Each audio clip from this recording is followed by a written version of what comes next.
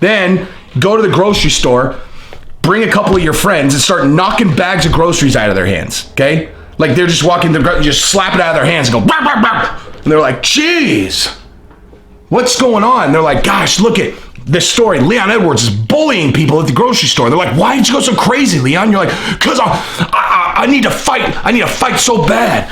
I want to fight Masvidal so bad I can taste it in my mouth. I'm doing these crazy things. I'm doing things that are crazy. I'm knocking groceries out of this guy's hands. I'm barking at cars. You guys don't get it. I am loco now, okay? And they're like, what do you have planned next? You're like, he's like, I have no idea, man. Okay, I'm living 1 second to the next. All I know is that people are gonna get hurt. Everywhere I go, it might just be their eardrums, but it might be their face. I don't know. I'm crazy now. All right, Jesse on Fire, welcome back to the channel. All right, I got a lot to cover today, and I have a very exciting show because I'm about to solve the problem that is just imperiling so many fighters in the UFC. Specifically, Leon Edwards is the number one that it is imperiling right now. Keeps winning his fights and somehow can't book fights because no one cares about his fights. That is a major problem for a lot of fighters. And I hear many people in the industry or outside the industry, just fans in general, acting like, you know, it's BS, man. Leon should get that fight. And they are neglecting to understand the game that they're in, okay? Period. If just winning fights was the fight game, then yes, you would be correct. But you know what? This is a business, right? If it was just a fight game, guess what? You can go fight out in the street. No one's gonna pay, but this is a business, okay? So you need people to pay to watch you fight, which means that just winning your fights is only part of it, right? That's really all you should look at winning your fights as, is one piece of the puzzle for why people might wanna watch you fight, okay? Because you're gonna fight some other guy who wins lots of fights, and they're like, geez, I wonder which of the two guys, both of which win lots of fights, is going to win the fight against each other, right? It's literally one piece of the puzzle. So this paradigm that people live in that's like, he wins all his fights, so geez, he really needs to get the next title shot. Not if no one cares if he wins, okay? That is the metric that no one is paying attention to. That's the only metric that matters. Winning your fights is just the biggest of many things that factor into whether people are going to pay to watch you fight. Okay, so I'm going to solve that. I'm going to solve that for Leon Edwards. And I'm going to solve it for everybody else. Solve it, okay? Solve it. I'm not just going to point out the problem like everyone else. It's like, geez, guy can't make himself interesting. Well, guess what? I am going to give all of you a blueprint for how to make yourself interesting, all right? And this, you're going to just go, wow, how simple. How simple. How could I have not thought of that? I'll tell you exactly why. It's because I'm a genius, okay? That's why you listen to me talk. That's why.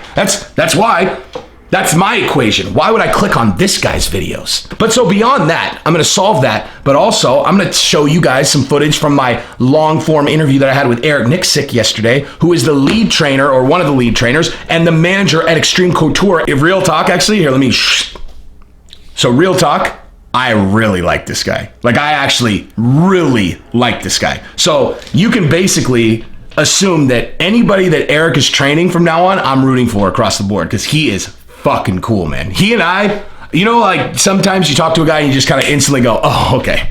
So I don't even, you know, I don't need to spend, 12 hours hanging out with him to know this is a guy that I get along with. I like this guy a lot. I'm actually going out to Vegas in 3 weeks anyway, and I'm going to go to Extreme Couture, hang out, meet Francis, hopefully, if he's there. If not, doesn't matter. But I'm going to get to check out Extreme Couture. It's going to be very cool. Or I'm going to show you some of the footage, but we're going to talk about what he thinks about Francis Ngannou. I'm going to show the long form interview in another video, but I want to show you something really funny that he said about about Francis and his sparring partners. Because I asked him if it was hard to find Francis sparring partners, and the metaphor he used was hilarious. He's a good metaphor guy, man. I pride myself on being good with metaphors. He's excellent with metaphors as well.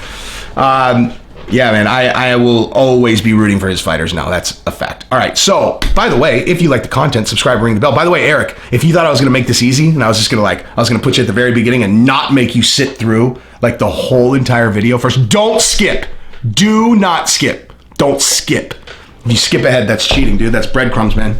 Don't leave any breadcrumbs on the table. I'm gonna make you watch this whole video. I'm gonna sprinkle you in throughout so that you can't skip any of this gold.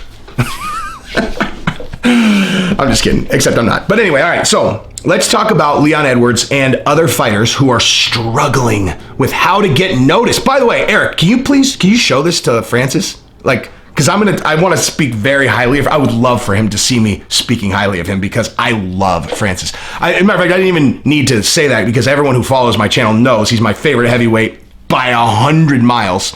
But you know, I wouldn't. Again, like when I mean it, hi Francis, I'm a big fan. I'm really hoping to see you decapitate someone in your next fight.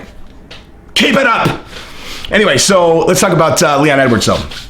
So Leon Edwards is very deserving of a big fight if the only thing, like we talked about, is whether or not you're winning fights, right? He's won like 5, 6 in a row. He's in the top 5. There is no one for him to fight that's not in the top 5. And he's in a jammed up situation because you've got Covington and Tyron fighting, okay? You've got Gilbert Burns and Usman fighting. And Masvidal is going to go fight Nate Diaz or Nick Diaz, or he's going to go get some money fight because he is printing money now. He needs a dance partner that can sell a lot of pay-per-views. Now, if you had done square one bit of what I am going to lay out over the last 3 months, you would be getting this fight, right? And you might have even put yourself in a position where you could demand a little bit of the pay-per-view, right? You know, like if you were actually a pivotal part of this fight, you could have potentially done what Khabib did for the Conor fight, although he had the belt, so not really. But, you know, I'm going to lay it out for you. Okay, so here's the deal. I want everyone to listen to me, okay? And Eric, share this with other fighters that you think that this will be helpful for. I'm actually being totally serious now, okay? Share it with the fighters. You don't need to be super creative, okay? You don't need to be creative at all. As a matter of fact, you can just look at what things people look at and understand that you can just do that, okay? Like you don't need to be Jesse on fire on camera to be able to make people want to watch you, right? Like I'm going to give you an example. Let me think of the stupidest thing that you could do, okay? You are, first of all, let me just level set this. Leon Edwards, you are a star in the UFC. You know, not big enough to land one of these fights yet, but everyone knows your name. Everyone knows your name right now because you are not making a big enough spectacle of yourself. So literally, all you need to do is make a spectacle. You could literally go like this. If anything you do, people are going to watch, okay? So when I say I'm going to solve this for other fighters, it doesn't apply to other fighters because other fighters that don't have the name recognition yet or the list of wins in a row yet, okay, would not be able to pull this off. You can, okay? You can, because we already talked. Here, you could literally set up an Instagram live and you could walk out into the street and you could just bark at every car that went by. You just be like, I'm just gonna start barking at every car. I'm gonna start barking at every single car.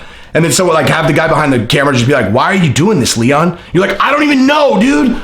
I'm just barking at cars. Car goes, wow, wow, wow. Car goes back, wow, wow, wow. And they're like, dude, he's gone crazy. He's crazy. And then post that, okay?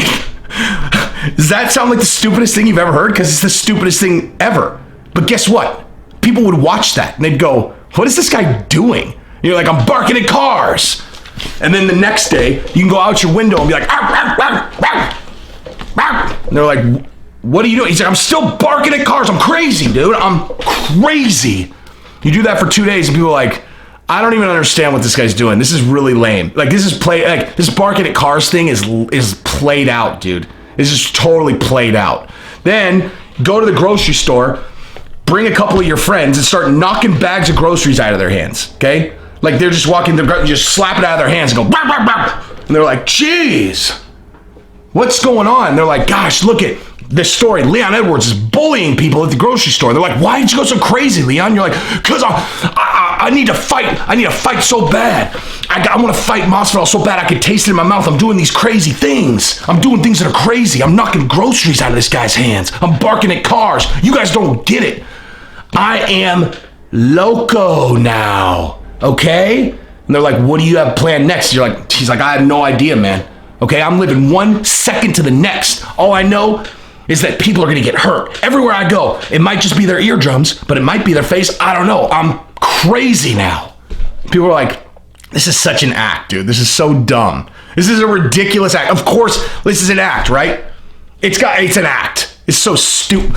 Who told you to bark at cars and slap groceries out of people's hands? This is the worst idea ever. Like, you're not making yourself interesting at all. You look like a moron, okay? Why would anyone want to fight you just because you're barking at cars? And you're like, I don't know, man. I'm just doing things. The next day, you start throwing soda cans across the street at a wall. Then you bark at the camera. They're like, this guy is literally the worst at this ever. But guess what they're doing? They're talking about you, okay? Like, I just literally pulled those out of thin air. These are awful ideas. Like, these are really, really stupid. But because they're so stupid, it'll work, right? It'll work. Just do crazy stuff. Like, doesn't matter. Like, barking at cars. Dumbest idea ever. Throwing cans across the street. Dumb. But you're creating content, okay? Is Kanye West actually crazy? Let me ask you that. Do you guys think Kanye West is actually crazy? Or does he act crazy so that when his movie or his records come out, he can just make some crazy statement and people are like, did you hear this lunacy that this idiot Kanye came up with? Did you hear what he said? He's an idiot. And you're like, does he have an album coming out? They're like, yeah, last week. Idiot. Like, he's crazy. And you're like, oh, but he's got an album coming. Okay, let me go check that out. Okay? Jorge Masvidal punched you in the face. He punched you in the face. Okay? Jorge Masvidal, the biggest star in your division, maybe the biggest star active in the UFC right now, punched you in the face backstage. Okay? Punched you in the face backstage. Can you get a better promo than that? Literally, just do anything to make yourself interesting. Like anything. Anything. Just go nuts, man. Okay, when Henry Cejudo started doing the Triple C thing, okay, so let me rewind. Chael Sonnen did a great video where he was talking to Ariel, where he was, he's like, just make yourself interesting, right? Now, I remember before the Cejudo and DJ fight, the second one where Cejudo won the title, Chael said the exact same thing. Okay, he was like, this guy's boring. He's like, this is the most boring fight ever. Like, these guys couldn't cut a promo if their lives depended on it, right? Like, this is so boring. So Henry won, and from that moment on, he became Triple C. Okay, when he's going to fight TJ, he's got a robe on. He's got a velvet snake that he's smashing on the ground. Okay, he's wearing a crown. Does that sound like a good idea? It's idiot, but it's genius because then people were watching, right? Like, everyone knows it's an act, obviously. Okay, everyone can't be Conor McGregor. Okay, you give me your skills. Okay, I can be Conor McGregor. I just can't win the fights currently. Don't bait me. I will go train. And then at age 40 something, I'll go and win the title. You think I won't? And I'll bark at cars the whole time. Okay.